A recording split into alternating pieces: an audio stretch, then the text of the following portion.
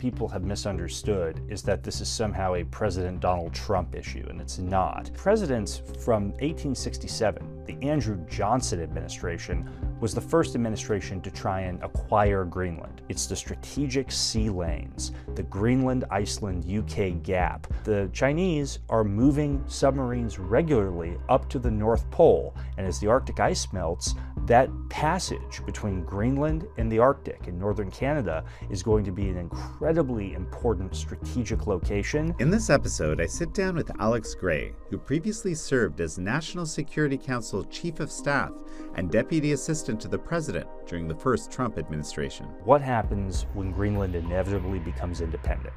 And that's where we get to what I call the Solomon Islands scenario. Now, he's a senior fellow at the Atlantic Council and co-founder of American Global Strategies. We will wake up and we will have, just like in the Solomons, we will have People's Armed Police or Chinese militia running rampant in Greenland, and that is a lot bigger threat to us than anything that's happening in the Pacific Islands. This is American Thought Leaders, and I'm Yanya Kellick.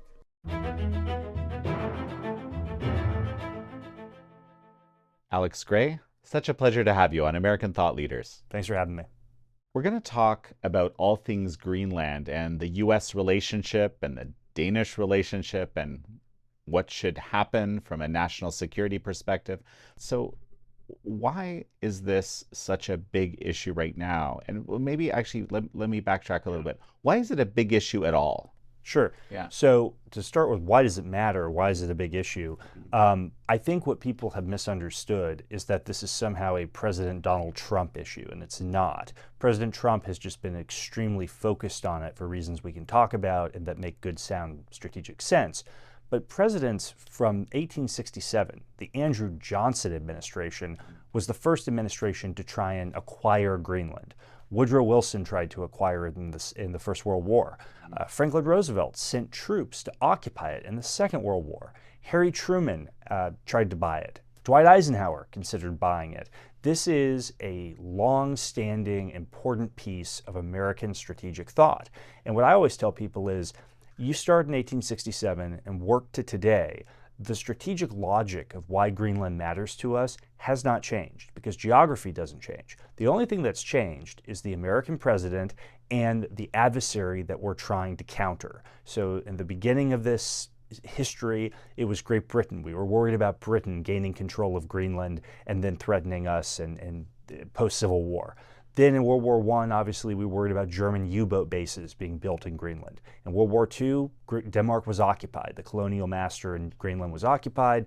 We were very concerned, and they actually did land, German raider parties landed in Greenland, set up radar stations, and they were actively planning to build U-boat bases to menace U.S. shipping that was doing Lend-Lease convoys to the Soviet Union. Again, then, of course, the Soviets in the Cold War, this led to the famous 1951 treaty that we signed with Denmark, which was still in effect today, which gives us bases and pretty extensive military access to Greenland. The bottom line, when you think about why have we done this, why does this all matter, why is this across competitions, across adversaries, Greenland is 1,000 miles or so, as the crow flies, from Maine. If you fly from Greenland to Maine, it's very close. More importantly than that, it's the strategic sea lanes, the Greenland-Iceland-UK gap. This is where the Soviet submarines would come down from northern Russia during the Cold War, stay off the eastern coast of the United States, and threaten us from a nuclear perspective. Now, the Wall Street Journal reported just a couple weeks ago that the Chinese are moving submarines regularly up to the North Pole. And as the Arctic ice melts, that passage between Greenland and the Arctic in northern Canada is going to be an incredibly important strategic location. All this to say, whoever controls Greenland or exerts coercive influence over Greenland is going to have a pivotal role in the security of the Arctic, in the North Atlantic, and in the passage between all of these critical geographies. And that's why it's so important, as it was in 1867. That's why it's so important today to make sure that no outside power has the ability to keep Greenland a dagger pointed at the United States. We have to keep an outside power from having that influence. outside power means an adversarial power or any power? I would say a adversary power. I've always said I don't worry that much as long as the Kingdom of Denmark includes Greenland. As long as it's part of Denmark, I'll give you a real world example. In 2018, the Chinese tried to buy a airfield in Greenland, and we worked very closely with Denmark, and under the existing rules and laws, Denmark was able to exercise veto power and actually stop the Chinese from purchasing that airfield. So as long as it's part of the Kingdom of Denmark, I think American security concerns can relatively be contained. I think that Denmark has been woefully inadequate in many ways in securing the Arctic and fulfilling its obligations for Arctic security. They're working on rectifying that. I hope they continue to do so. For me, the longer term concern is what happens when Greenland inevitably becomes independent. And that's where we get to what I call the Solomon Islands scenario. And this is where I think we have to be extremely vigilant, because we will wake up and we will have, just like in the Solomons, we will have People's Armed Police or Chinese militia running rampant in Greenland, and that is a lot bigger threat to us than anything that's happening in the Pacific Islands. Just explain to me what happened with the Solomons. I think this is very illustrative. So Solomon Islands, archipelago in Southeast Asia, very strategically important.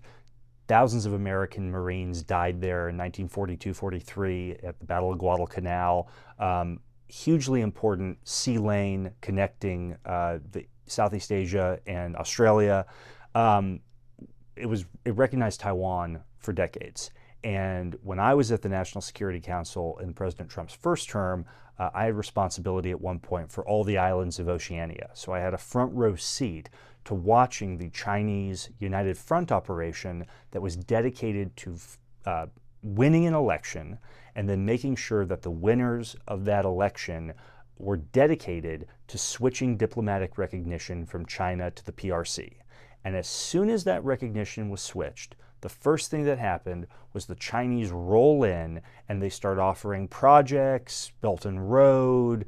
They start buying dual-use facilities. They buy ports. They're taking over airfields. Next thing you know, we're hearing conversations about potentially having PLAN naval access to ports in the Solomons. Airfields on outlying islands that are potentially the PLAF is going to be operating out of. This is a well-worn Chinese playbook. Fast forward a little bit in this saga, and the authoritarian leader, Manasseh Sogavare, the authoritarian leader of the Solomon Islands, realizes that he needs help keeping his own people under control. Who's better at keeping their own people under control than the Chinese Communist Party? So he asked the CCP to literally violate his own country's sovereignty and send the People's Armed Police to come into Honiara, the capital of Solomons, and start enforcing Solomon Islands law against the people of his own country. And you now have People's Armed Police officers locking up Solomon Island citizens who criticize the Chinese Communist Party. This is an extraordinary threat to our Australian friends, who, by the way, up until this happened, they would insist they had it all under control, nothing to see here, this is going to be totally fine, keep your Yankee nose out of it. And next thing you know, you have the People's Armed Police running around in Honiara, a critical strategic choke point in the region.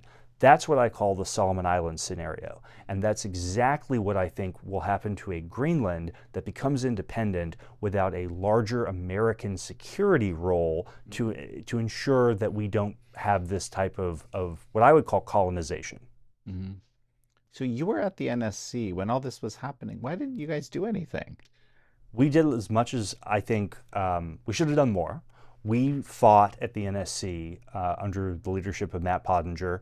We fought very hard to try and get our own government, frankly, the State Department particularly, to care about this. And the State Department has long, as you know, felt that we are wasting our time trying to stand up for Taiwan's remaining diplomatic allies. And so it was essentially the Trump NSC versus the State Department, and the State Department won. I'll never forget, Matt Pottinger and I actually flew to the Solomon Islands, and we went and we laid wreaths with the Taiwanese deputy foreign minister at the Guadalcanal Memorial in a last-ditch attempt to try and keep Solomons from flipping. So the White House did everything we could, but unfortunately our State Department friends did not want to fight. Alex, one quick sec. We're going to take a quick break, and folks, we're going to be right back. And we're back with Alex Gray, Senior Fellow at the Atlantic Council. It's amazing how quickly this can sort of flip. And, and there were also these heroes like Daniel Suidani, the Premier of Malaita Province, who now actually recently passed away. But, after, again, all of this flip, suffered extreme, persecution, which eventually at least connected with his death, I think. Very illustrative. Yeah. Now, the idea for independence for Greenland is not a new idea. I'm from the state of Oklahoma and grew up in a place where Native American indigenous history is very real. And so this is something that anyone from where I'm from in the United States, we understand the history of mistreatment of First Nations or indigenous people. The Greenland-Denmark relationship is very much like that, and in some ways even worse. Greenland has been a colony of Denmark for almost 300 years. And there are, if you look at the history of that colonization, it was brutal. It was extremely oppressive, particularly to women. There are some horrible instances that have become very politically fraught issues in Denmark and Greenland with forced sterilization of native Greenlandic women. So there's a very complicated and a very painful history here that a lot of American indigenous people would understand and relate to. This led in the late 1970s to the first real push for Greenland to start getting greater autonomy from Denmark. And in 1979, they began the path toward home rule. And so they were able to start having elections and having local self-government on most domestic matters. Fast forward to 2009, and there is another piece of legislation passed that sets up a procedure for even greater self-government. And it establishes a formal mechanism where Greenland can seek independence through a referendum and then through a legislation in the Danish parliament that would also have to be ratified. But this sets up a formal constitutional mechanism for a complete separation. In the meantime, foreign policy and defense remains the purview of Denmark, with increasing authority for foreign policy delegated to Greenland. So there's certain collaborations, certain things that Greenland has to consult Copenhagen on, but they have their own foreign minister, they can have their own representation in certain instances. So increasingly over the last 45 years, there has been this gradual path toward independence. In 2024, Greenland put out its first ever national security strategy. And in that strategy, they said, by the 2030s, we aim to be on the path toward full independence from Denmark. This is not speculative. This is not just me saying it. This is in the own words of the Greenlandic government. They are headed in the next decade towards independence. The current kerfuffle that started when President Trump raised this long-standing U.S. strategic concern has altered Greenlandic politics significantly, and people have tried to reposition themselves because of the kind of antibodies in the system that have arisen because of the way this debate has been perceived and played out. But the reality is, the underlying currents, the dislike of Danish colonialism, the long-standing desire to get increasing self-government, this evolutionary process with legal mechanisms, constitutional mechanisms, none of that is going away. And so what I think is going to happen is in 5 years, 10 years, you will see a referendum initiated, legislation initiated, and this gradual path toward complete independence will happen. And what we cannot allow to happen is, like in Solomon's, where these major political changes happen and we're just sitting there on our hands, not preparing for the day after. And we don't want to be like the Australians who say, everything's fine, there's nothing to see here, and we wake up and there's a Chinese People's Armed Police presence in Nuuk. Which is? The capital of Greenland. Okay. Recently, I talked with a former, I think it was chief editor of one of the major Danish daily newspapers, okay? And the guy was very agitated talking to me. I was kind of trying to explain to him why I think the Americans, being Canadian, the Americans, are interested in playing a role in Greenland and having, kind of the strategic relationship and everything. And he said, yeah, they're forcing us, through, like, with a gun to our heads. This is what he's telling me. If you could kind of disambiguate this a little Sure. bit. Sure. I have no desire to coerce Greenland. What I want to have is a relationship with Greenland that is based on a respect for their sovereignty, but which takes into account our security interests. And I think the best example, it's not like I don't have to make up a real world example. 3 of them exist: the Marshall Islands, Palau, and the Federated States of Micronesia. Sovereign states, UN members, long, complicated colonial histories, and they are now fully independent, their own foreign policies.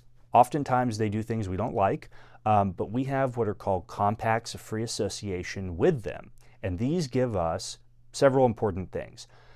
Unrestricted military access, so we can use their land, their air, their sea without any restrictions.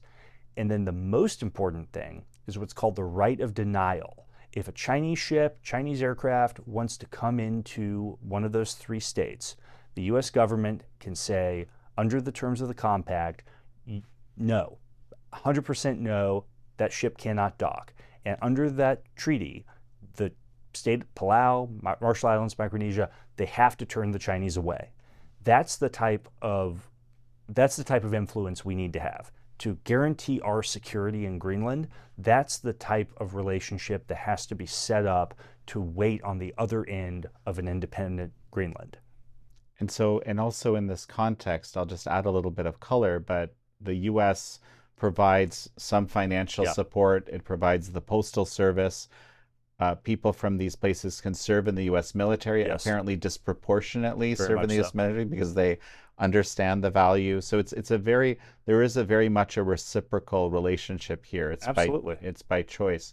And, just as a fun fact, a few years back when this compact was up for renewal, the treaty, right?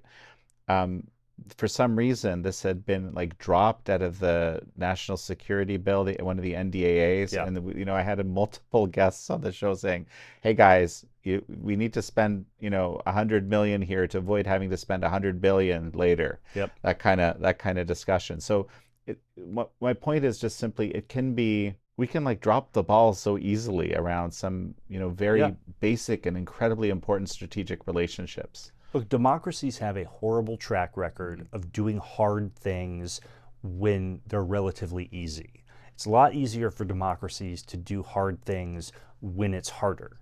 And Australia and the Solomons is, I think, just the perfect example where Australian troops alongside American Marines died in huge numbers.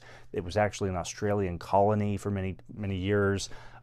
It's so strategically important. The Australians have sent troops in as recently as 20 years ago. Well, and they were also supposed to be the ones providing the security, and they weren't said they were. Right. Yeah. And they dropped the ball. I love our Australian friends, but they dropped the ball. And that's because it's so hard as a democracy to get out there and convince the public, convince your bureaucracy that you should do these difficult things that don't look like they're urgent because nothing's happening at the moment, and then there's a crisis, and then you're on your heels and you're responding from a position of weakness. My position in this whole Greenland debate has been, we have 150 years of strategic thought behind why Greenland matters. We have examples like Solomon's and elsewhere of what happens when we don't get ahead of these things. And we have templates, like in the freely associated states, of how we can solve this issue in a respectful, mutually beneficial way. Let's not wait. We have all the pieces here. Let's put it all together. And when the Greenlanders decide they want to be independent, it's a really binary choice. They're going to have a great power waiting for them on the other side of independence. Do you want it to be Washington or do you want it to be Beijing? It's a very simple binary choice, and we have all the tools to prevent this from being Honiara. If we can never, the idea of it being Beijing, you've already explained a bit of what that might look like, right? But I think it actually goes a lot further in my mind, right? It's a route that's a lot closer to China, frankly, than across the Pacific, right? On the side of it. Yeah, it's also, you follow this every day. The Chinese, if they make a decision that something is strategically valuable, whether it's a naval base on the coast of West Africa, whether it's building icebreakers to go to Antarctica, whether it's hydrographic survey vessels off the coast of Chile, a surveillance station in Cuba, go down and down the list.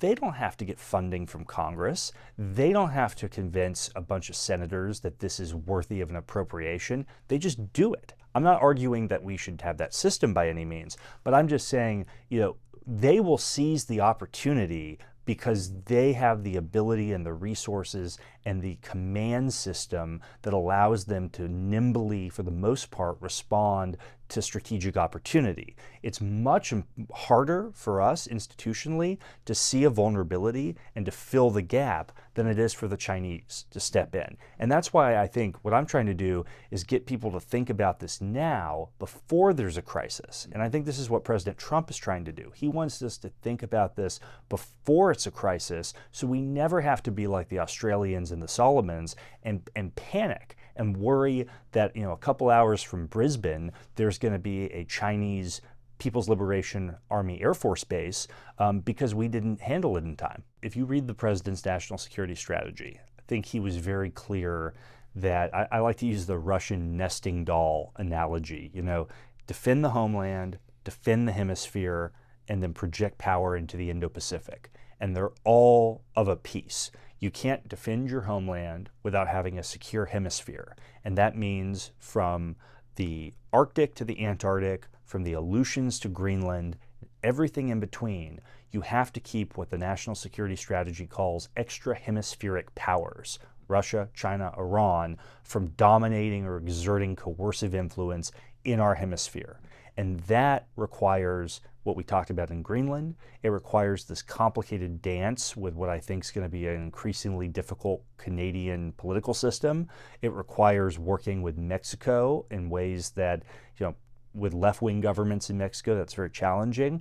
So it requires all of these different muscle movements while at the same time keeping our eye on the ultimate challenge, the ultimate threat, which is the Chinese Communist Party. And if we don't have a secure homeland and a secure hemisphere, we cannot successfully project power to the Indo-Pacific to deter, and if God, help us if it ever came to that, but if necessary, to succeed in a conflict with the CCP. We have to secure the homeland and the hemisphere and then project outward into the Indo-Pacific. Well, Alex Gray, it's such a pleasure to have had you on. Thanks for having me. Thank you all for joining Alex Gray and me on this episode of American Thought Leaders. I'm your host, Jan Jekielek.